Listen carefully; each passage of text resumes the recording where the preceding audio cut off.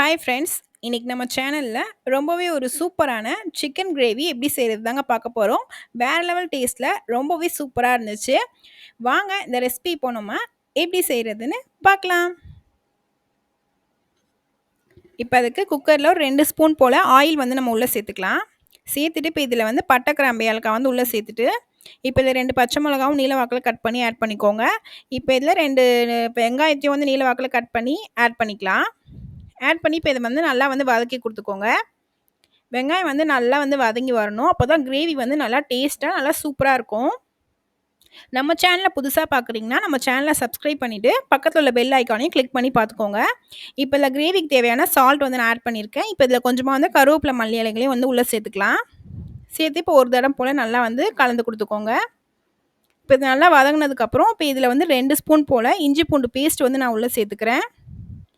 சேர்த்து இஞ்சி பூண்டு பேஸ்ட்டும் நல்லா பச்சை வாடை போகிற அளவுக்கு நம்ம நல்லா வந்து வதக்கி எடுத்துக்கலாம். ரொம்பவே சூப்பராக இருந்துச்சுங்க கிரேவி. நீங்களும் உங்கள் வீட்டில் கண்டிப்பாக ட்ரை பண்ணி பாருங்கள்.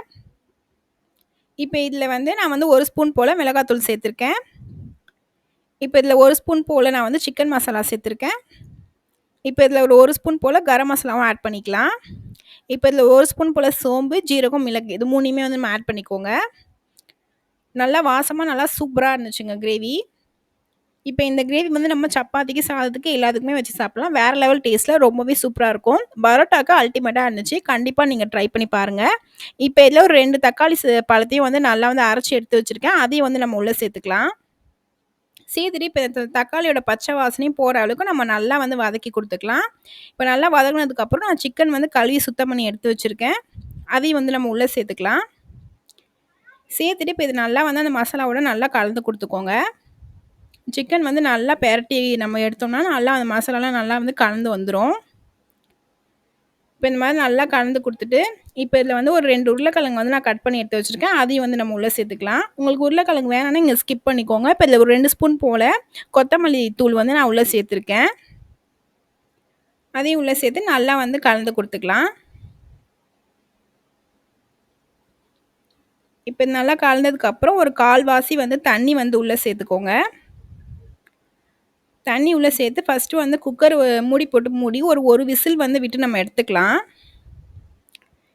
ஏன்னா அப்போ தான் வந்து உருளைக்கிழங்கு கோழிக்கறி வந்து குழையாமல் நமக்கு வந்து வரும்.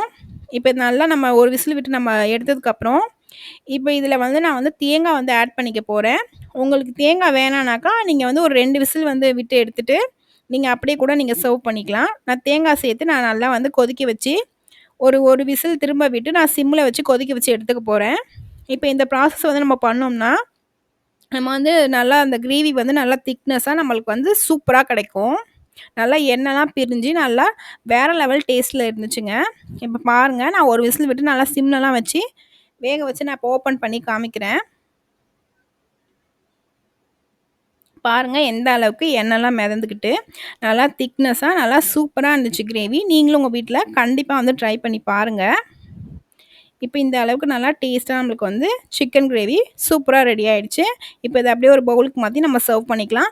அவ்வளோதான், நம்மளோட சூப்பரான சிக்கன் கிரேவி வேறு லெவல் டேஸ்ட்டில் பிரமாதமாக ரெடி ஆகிடுச்சு. நீங்களும் உங்கள் வீட்டில் கண்டிப்பாக அந்த ரெசிபியை ட்ரை பண்ணி பார்த்துட்டு எப்படி இருந்துச்சுன்னு சொல்லி மறக்காமல் கமெண்ட்டில் சொல்லுங்கள். இந்த ரெசிபி பிடிச்சிருந்தா மறக்காமல் நம்ம சேனலை சப்ஸ்கிரைப் பண்ணி வச்சு பார்த்துக்கோங்க. தேங்க்ஸ் ஃபார் வாட்சிங்.